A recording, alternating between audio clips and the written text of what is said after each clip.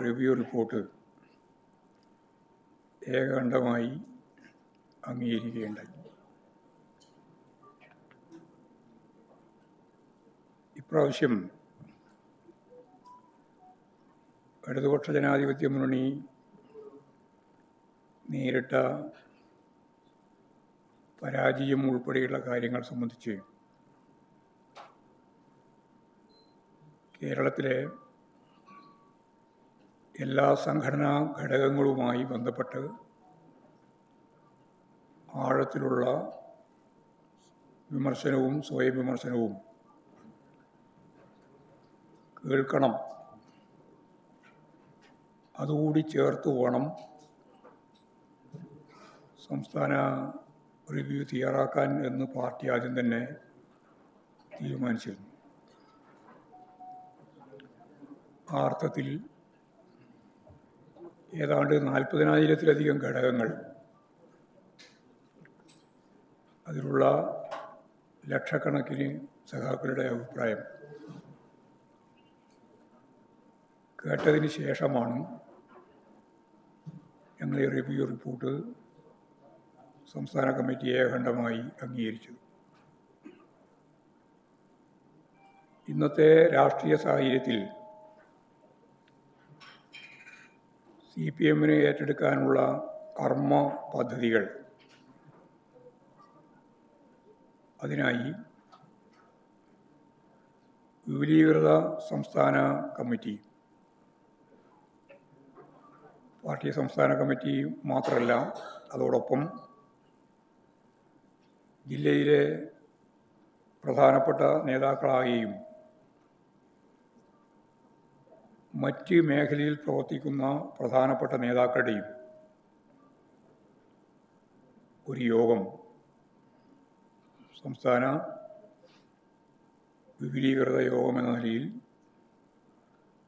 August മാസം ചേർന്ന് ഭാവി പരിപാടികളെ സംബന്ധിച്ചെല്ലാം വളരെ ഗൗരവപൂർണമായ ഒരു പരിശോധന,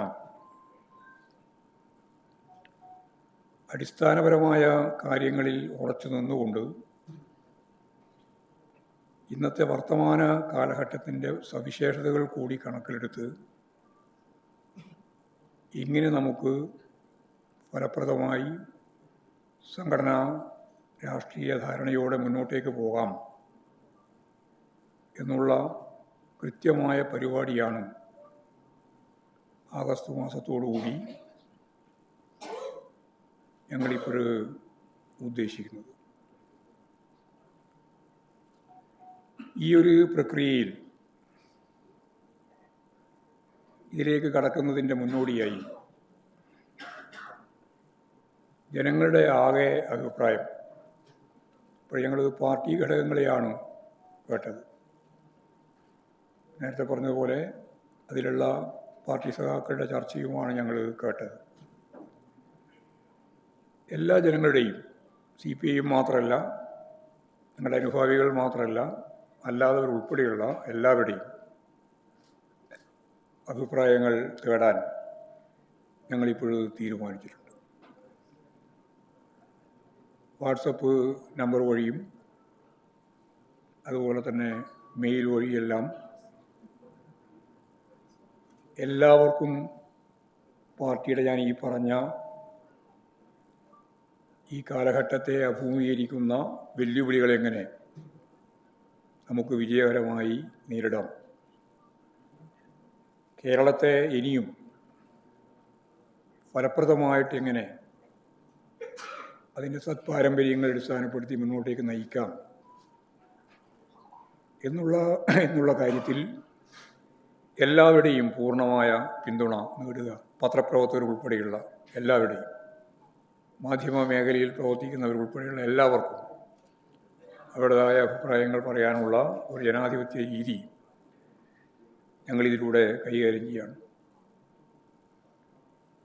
ഈ തെരഞ്ഞെടുപ്പിൽ അപ്രതീക്ഷിതമായ വലിയ തിരിച്ചടിയാണ് LDF-നുണ്ടായത് എന്ന് ഞങ്ങൾ നേരത്തെ തന്നെ ചൂണ്ടിക്കാണിച്ചതാണ്. ആ കാര്യം തന്നെയാണ് റിവ്യൂവിൻ്റെ ഭാഗമായിട്ട് ഞങ്ങളിപ്പോൾ കണ്ടത്. ഇങ്ങനെയുള്ളൊരു പരാജയം ഇടതുപക്ഷ ജനാധിപത്യ മുന്നണിക്ക് കേരളത്തിൽ ഉണ്ടാവുമെന്നും മുൻകൂട്ടി മനസ്സിലാക്കാൻ സംസ്ഥാന കമ്മിറ്റിക്ക് കഴിഞ്ഞിട്ടില്ല എന്ന സ്വയം വിമർശനം ഞങ്ങൾ അംഗീകരിച്ചു. താഴെ നിലവാരം വരെ പരിശോധിച്ചപ്പോൾ കണ്ട ഏറ്റവും പ്രധാനപ്പെട്ട കാര്യങ്ങളിൽ ഒന്നതാണ്. കേരളത്തിലെ സാമൂഹ്യ ജീവിതം എന്ന് പറയുന്നത് ആഗോള തലങ്ങളുമായി ബന്ധപ്പെട്ട് നിൽക്കുന്ന ഒന്നാണ്. ലോകത്ത് പൊതുവെ വലതുപക്ഷ സ്വാധീനം ശക്തിപ്പെട്ടു വന്നൊരു കാലമാണ് ഇത്. ലോകമെന്ന് പറയുമ്പോൾ ഇന്ത്യ ഉൾപ്പെടെയാണ്.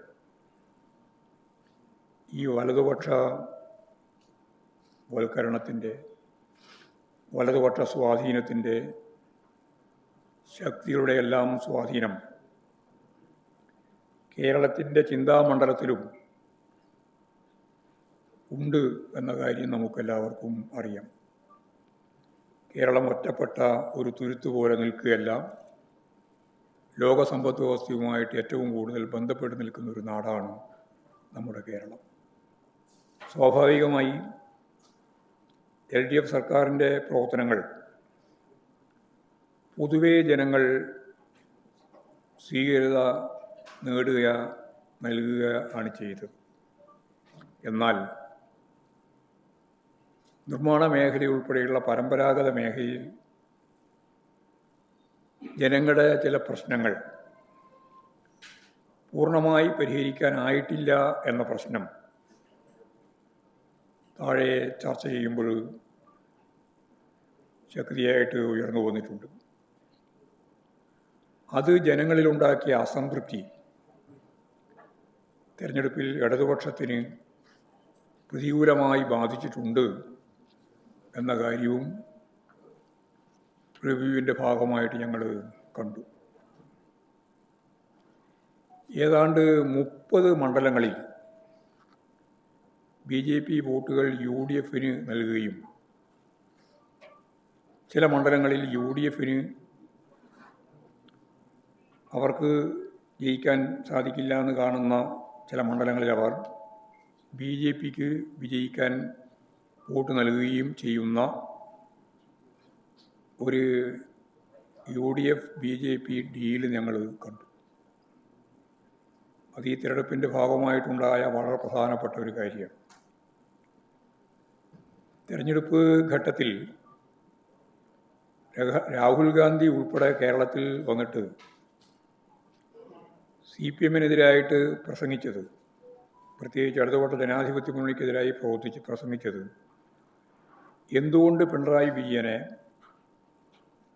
ED അറസ്റ്റ് ചെയ്യുന്നില്ല എന്നാണ്. എന്നാൽ UDF സർക്കാർ അധികാരത്തിൽ വന്ന് ദിവസങ്ങൾ കഴിയുമ്പോൾ കോൺഗ്രസ് BJP ഡീലിൻ്റെ ഭാഗമായിട്ടുള്ള നിലപാടുകൾ എങ്ങനെയാണ് എന്ന് മനസ്സിലാക്കാൻ നമുക്ക് സാധിക്കത്തക്ക രീതിയിലാണ്. കേരളത്തിലെ കോൺഗ്രസ് നേതൃത്വത്തിൻ്റെ പ്രേരണയിലാണ് രാഹുൽ ഗാന്ധി പിണറായിക്കെതിരായും കേന്ദ്ര ഏജൻസികൾ ഇടപെടണം എന്ന ആവശ്യവും ഡീലിൻ്റെ പ്രശ്നവും എല്ലാം പറഞ്ഞതെന്ന് ഇന്ത്യ കൂട്ടായ്മയുടെ യോഗത്തിൽ രാഹുൽ ഗാന്ധി തന്നെ പറഞ്ഞ കാര്യം ഇപ്പോൾ പുറത്തു വന്നിട്ടുണ്ട്. അദ്ദേഹം തന്നെ അത് തുറന്നു പറഞ്ഞിരിക്കുകയാണ്. ലോകത്തിലെ ഏറ്റവും വലിയ ഫാസിസ്റ്റ് നേതാവായ ഹിറ്റ്ലറിൽ നിന്ന് ആവേശം ഉൾക്കൊണ്ടുകൊണ്ടാണ് താൻ പ്രവർത്തിക്കുന്നതെന്ന് കോൺഗ്രസിൻ്റെ നേതാവായ തെലങ്കാന മുഖ്യമന്ത്രി പരസ്യമായ നിലപാട് സ്വീകരിച്ചതായി പത്രങ്ങളിലൊക്കെ വാർത്ത വരികയുണ്ടായി.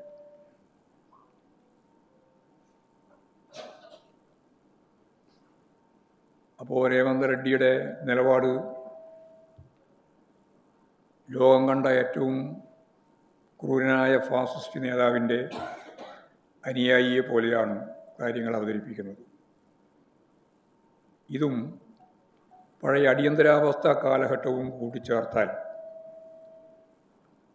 ഏത് തരത്തിലുള്ള അമിതാധികാര നിലപാടും മനസ്സുകൊണ്ട് സ്വീകരിക്കാൻ തയ്യാറായി നിൽക്കുന്നവരാണ് കോൺഗ്രസിലെ ഒരു വലിയ വിഭാഗം ആളുകൾ എന്ന് വ്യക്തമാകുന്ന ഒന്നാണ്. അതേപോലെ വളരെ പ്രധാനം തന്നെയാണ് അദാനി ഗ്രൂപ്പ് ഉദ്യോഗസ്ഥരുമായി കർണാടകയിലെ NDA ഘടകകക്ഷിയുമായി അതിൻ്റെ നേതാക്കളുമായി മംഗലാപുരത്ത് വെച്ച് നടത്തിയിട്ടുള്ള മുഖ്യമന്ത്രി ആവുന്നതിന് മുമ്പുള്ള VD സതീശൻ എന്ന പ്രതിപക്ഷ നേതാവിൻ്റെ കൂടിക്കാഴ്ച. അതിൻ്റെ എന്താണ് എന്ന് പല മേഖലയിൽ നിന്നും ചോദ്യം ഉയർന്നപ്പോഴും ആ ചോദ്യത്തിനൊന്നും മറുപടി പറയാൻ മുഖ്യമന്ത്രി തയ്യാറായിട്ടില്ല. തുറമുഖ വകുപ്പ് മുഖ്യമന്ത്രി സ്വയം ഏറ്റെടുത്തു. കേരളത്തിലെയും അതുപോലെ തന്നെ കർണാടകത്തിലെയും സത്യപ്രതിജ്ഞാ ചടങ്ങിൻ്റെ ഭാഗമായി വന്ദേമാതരം ചൊല്ലിയതും ഇപ്പോൾ PM ശ്രീ പദ്ധതി നടപ്പിലാക്കുന്നതുമായി ബന്ധപ്പെട്ടും മഹാത്മാഗാന്ധി യൂണിവേഴ്സിറ്റിയിൽ VCA നിശ്ചയിച്ചത് D. മാവൂദ് എന്ന RSSൻ്റെ പ്രമുഖ നേതാവിൻ്റെ അദ്ദേഹം സംഘടനാ നേതാവാണ്, അദ്ദേഹത്തെയാണ് നിശ്ചയിച്ചത്. അതിനെ തുടർന്ന് സംഘപരിവാറിൻ്റെ ഭാഗമായിട്ടുള്ള 19 പേരെ അവിടെ MG യൂണിവേഴ്സിറ്റിയിൽ സെനറ്റ് അംഗങ്ങളായി തീരുമാനിക്കുകയും ചെയ്തു. ഗവർണറുടെ ഈ നടപടിക്കെതിരായിട്ട് ഒരക്ഷരം പറയാൻ ഗവൺമെൻറ്റും തയ്യാറില്ല, വിദ്യാഭ്യാസ വകുപ്പ് മന്ത്രി പോലും തയ്യാറില്ല. ഈ കാവ്യവൽക്കരണ നിലപാടിനെതിരായിട്ടുള്ള സമീപനം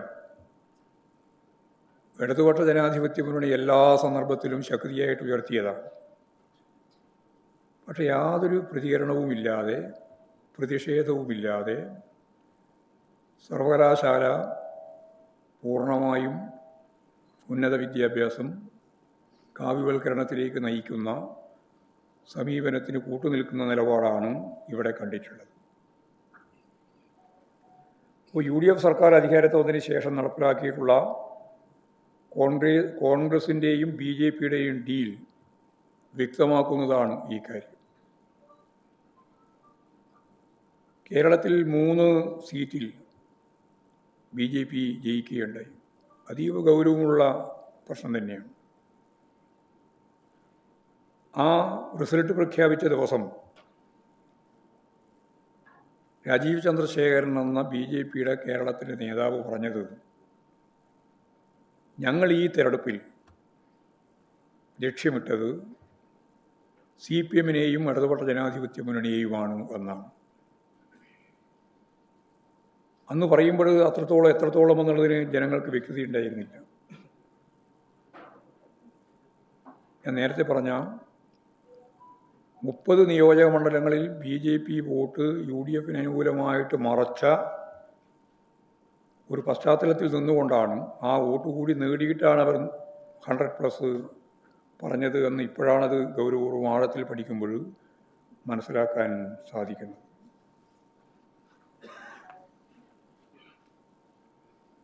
അപ്പോൾ CPIMും BJPയുമാണ് ഡീലെന്നുള്ള പ്രചാരണം പുറത്ത് നടത്തി കൃത്യമായ അജണ്ട വെച്ച് BJP വോട്ടും കോൺഗ്രസ് വോട്ടും പരസ്പരം കൈമാറുന്ന ഒരു തെരഞ്ഞെടുപ്പായിരുന്നു കഴിഞ്ഞ അസംബ്ലി തെരഞ്ഞെടുപ്പ്. വളരെ പ്രധാനപ്പെട്ട മറ്റൊരു കാര്യം,